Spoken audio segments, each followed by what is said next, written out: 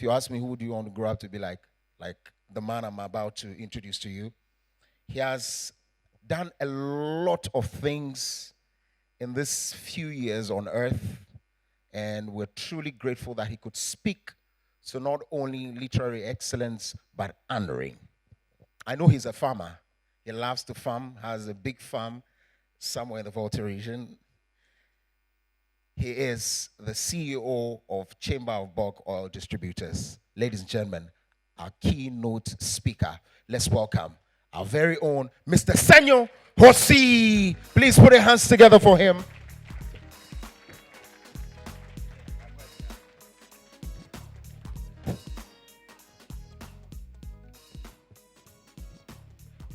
I drove up here and I was totally lost how I actually got here.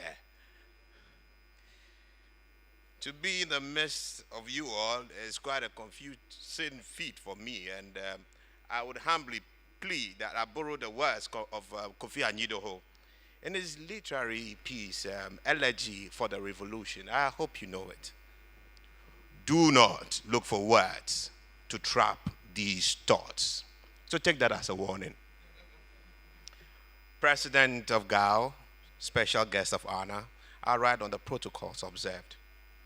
I must confess to a certain niggling feeling of imposter syndrome standing in this August assembly, whose membership of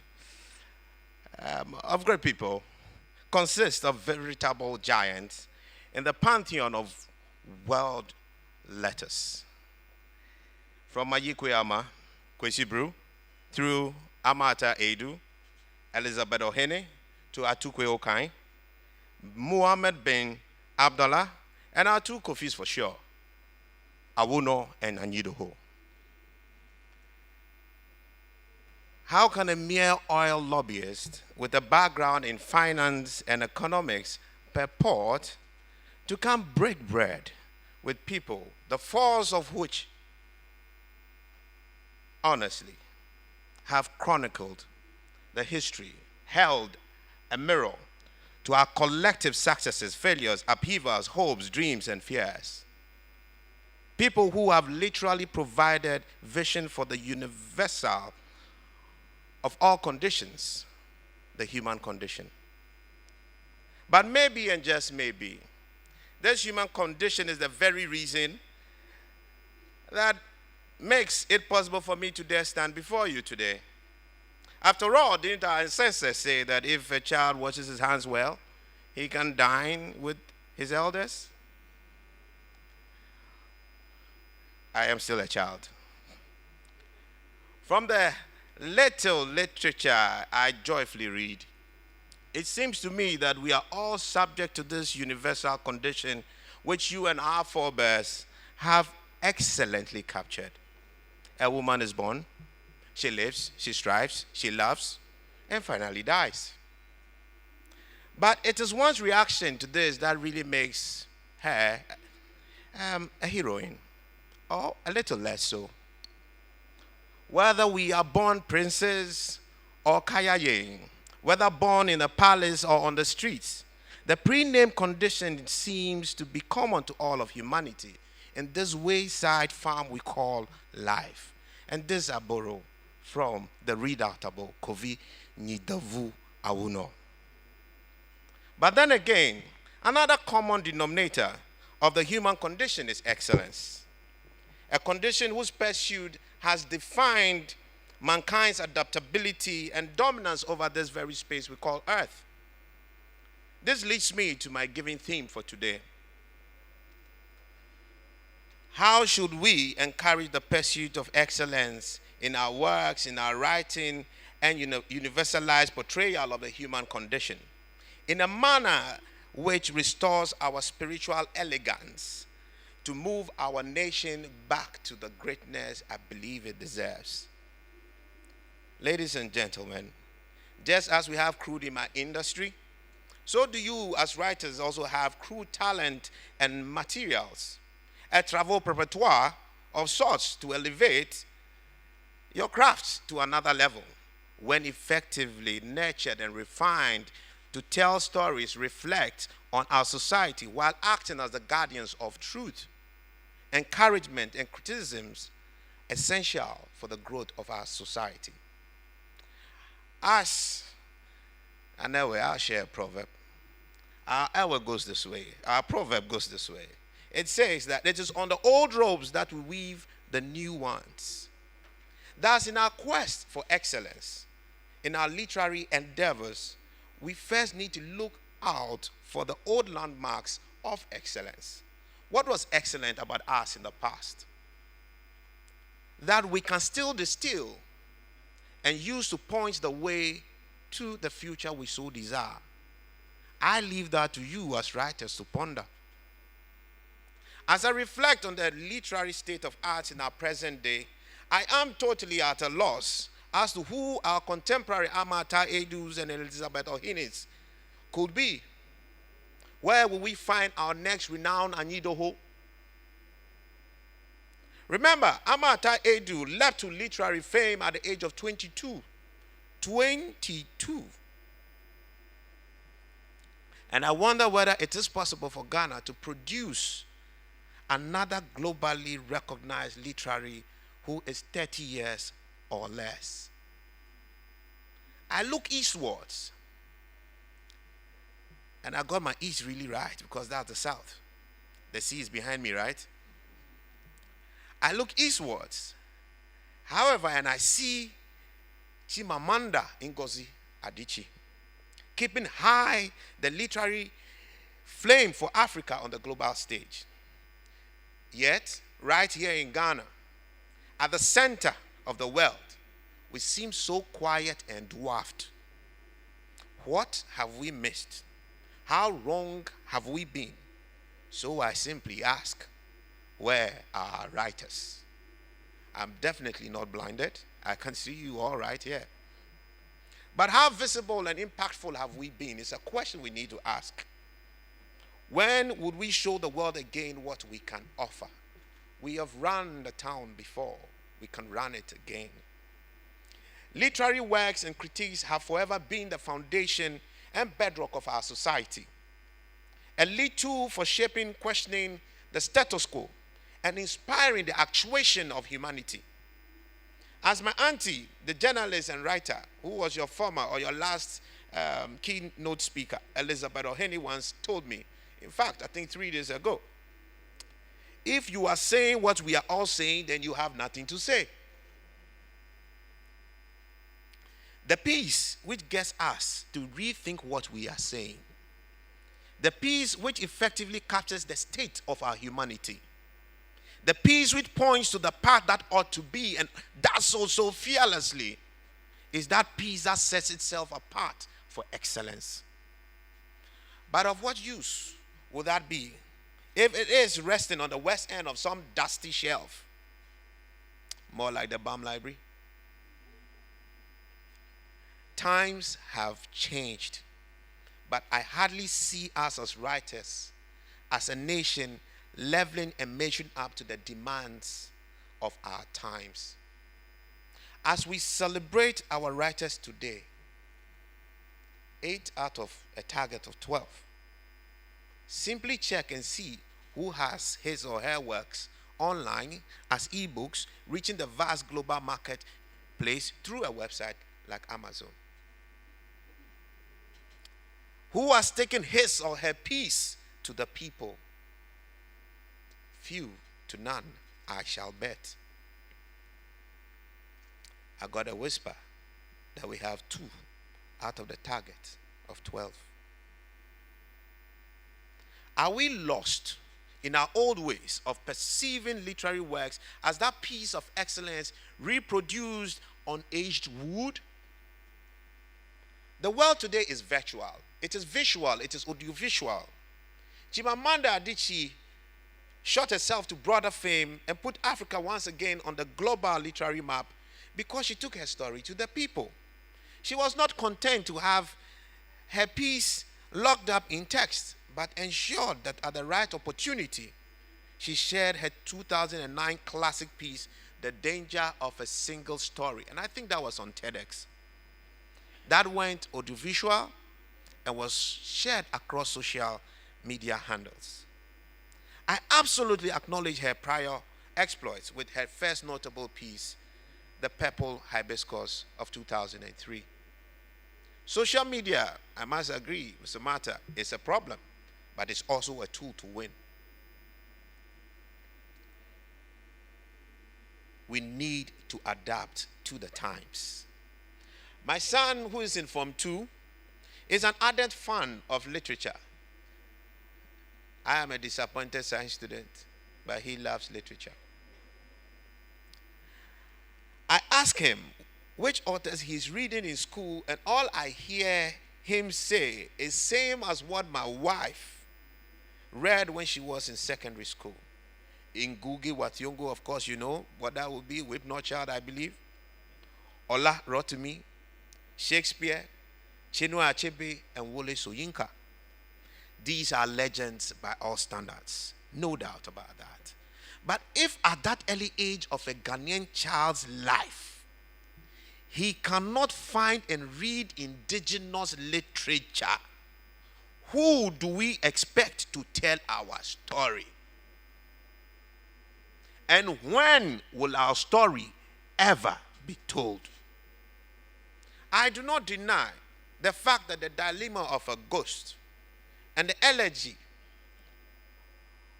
for the revolution, amongst others, actually stand in the gap for us from time to time. But we need more. We must do more to showcase our literature to our own kinsmen and the rest of the world. Today, our freedom of speech comes with the freedom to write. Everyone is effectively a journalist and a writer. Ghana is beautiful. I am invited to all kinds of book launches every now and then.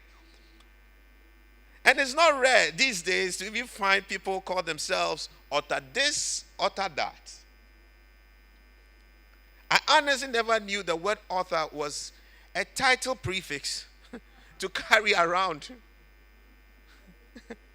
I am sure pretty soon the authors of social media posts on Facebook, Twitter, and Instagram will soon start titling themselves to as authors. Maybe this time with an SM somewhere in the corner as a suffix. SM here meaning social media, not shatter movement. We seem to have lost sight of the essence of writing, and it seems we are not doing it well enough. We are not promoting it enough, and as a result, we are not celebrating it enough. We urgently need to redefine who a writer is in a manner that assures and defines quality. And I see no better home to host the seal of authority and excellence than right here at the Ghana Association of Writers.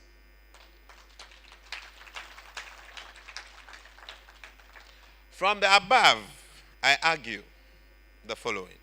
We have failed to optimize technology and contemporary media, thereby being less visible. Of what use is a lamb that sits under the table? I don't know which part of the Bible, but it's somewhere. We lack a concerted and structured effort to promote our works as a collective, and we have to fix that.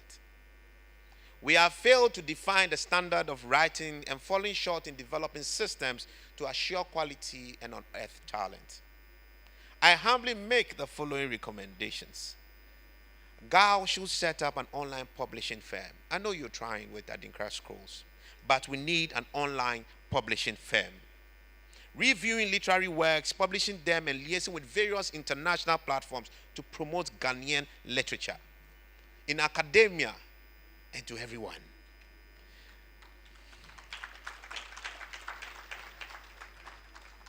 And that must happen now. It is a task we have to throw both to the Ministry of Education and the Ministry of Tourism. If we can't tell our story, who will? The lower cost of online operations provides a perfect opportunity for GAO to leverage its brand into a powerhouse. We should institute a seal of quality, just like the New York Times bestseller list. This must be accompanied by a thorough review of works in a manner that really assures quality. Thirdly, we should nurture the skills and culture of taking our work to the world, leveraging social media and driving visual and audiovisual pieces. If they don't read, we will let them watch and listen.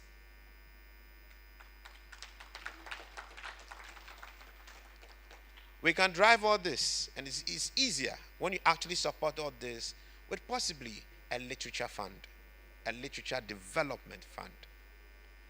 It's easier to attract funds into it and donations into it. And of course, through these works, once you promote, I believe GAO itself can earn income to reinvest in the development of literature. Ladies and gentlemen, I have been very impressed with the growing number of Ghanaians writing and producing memoirs lately. The latest, of course, is Kofi Amoaben's UT story. This growing trend of memoir writing is very welcome, and we should encourage it. We have been a country of oral history, and I take note from the poet before me. Grandmama said this, and grandfather said that, grandmama said that. By the time it got to him, it was half the story. They didn't tell you about the lions with which they lived in the caves. They just told you about the caves. We have been a country of oral history. And as a result, so much history, knowledge, and depth has been lost to unrecorded oral storytelling. Writing memoirs as evident today is a mark of hope, I must admit. We must support this emerging trend and help it to become part of our culture, an ambition for every Ghanaian who has a story to tell. We must do this even if it means encouraging ghostwriting, because it will enable us capture the valuable and priceless stories many a Ghanaian do have, and that can help the cause and nature of our future. We see a chemist like Nana Redamwa making strides in the arts, and that is inspiring. The exploits of Aisha Haruna Atta and her contemporaries provide us with some hope that someday we shall influence the African and global literary space again. We owe it to Mother Ghana to promote the great works of this new generation of writers. I have traveled the world, Mr. Chairman and Mr. President, and I am quite certain that many from the West see very little about our vegetation and landscape as a major reason or value proposition for them to actually visit Ghana. I have seen grand forests, mountains, canyons, rivers like the Michigan, etc. in the US, which can never be matched by what we have in Ghana. What differentiates us, what we have that they don't have, is the beauty and originality of our culture and history. Let our writings promote our culture. As we celebrate our beloved writers today, I am reminded that we also have many classic observers of our humanity and writers who question and effectively report our human condition in very and many remarkable ways. Legends like Jerry Hansen, E.T. Mensah, Amachi Dede, Irama Bedu, Kojo Entry, Papa Yankson, Jeduble Ambule, Konimo, among others, have produced classic literary pieces in the form of music which ought not be ignored. We see same with contemporary musicians like Obrafo, Manifest, Sarkodie, and Kofi Kinata.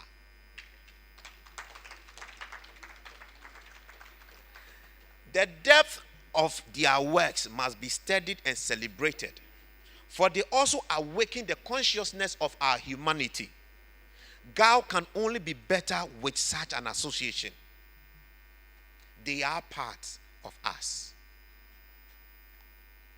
When we write, let's not write in the space of the worst for the worst. Let's write about our space, our cultures, and our unique humanity for the rest of the world. As no one can be better at being us, we shall surely win over the world for us. Mr. President, I commence this speech by confessing a certain feeling of imposter syndrome. Actually, not sure whether I was supposed to be here. Let me illustrate this by saying that in an alternative universe, I write poetry.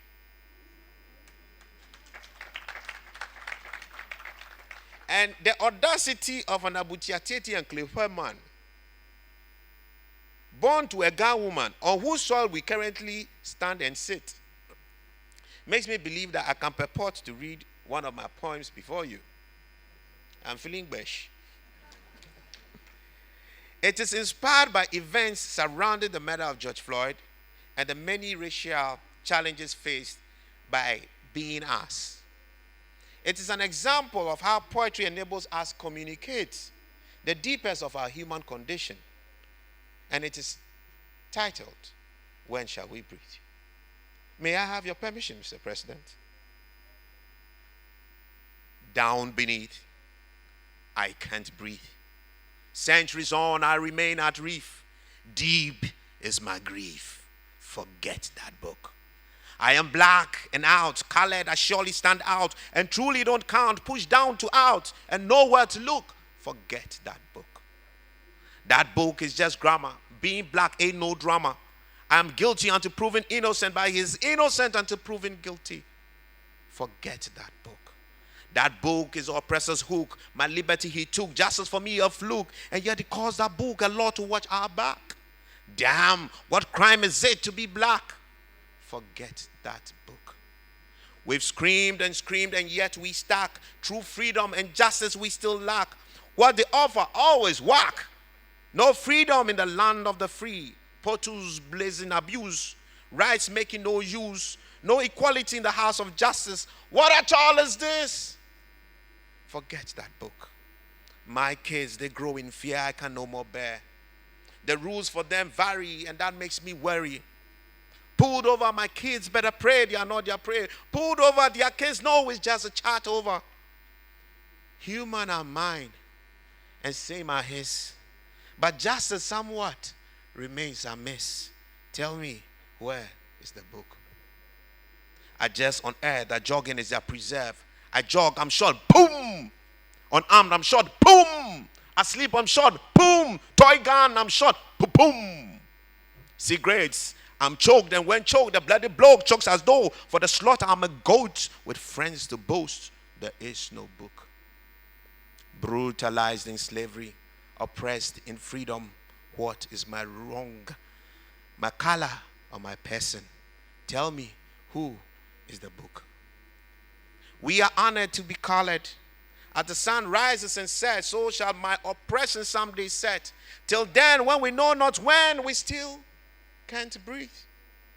Harriet Tubman, Marcus Garvey, Martin Luther, Kwame Nkrumah, Nelson Mandela, we still can't breathe. We must rise from beneath and truly breathe. That day shall come.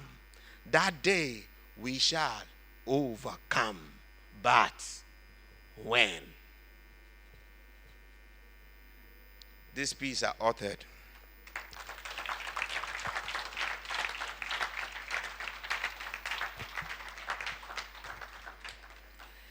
This piece are authored on the 30th of May, 2020.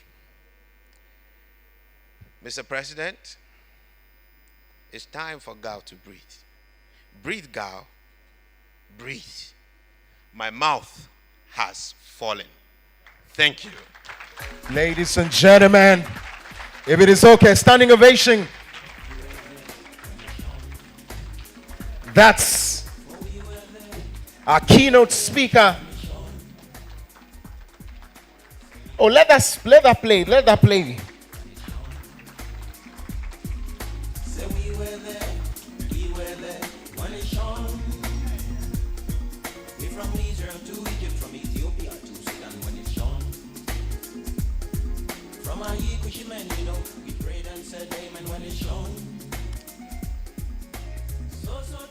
His name is Mr. Senyo Hosi. Truly, truly, truly charismatic. And that's what you expect from the man. If he were to be a bishop, I would have said he's here with his beautiful wife and children. Oh, let's put our hands together for them. They've joined him here as well.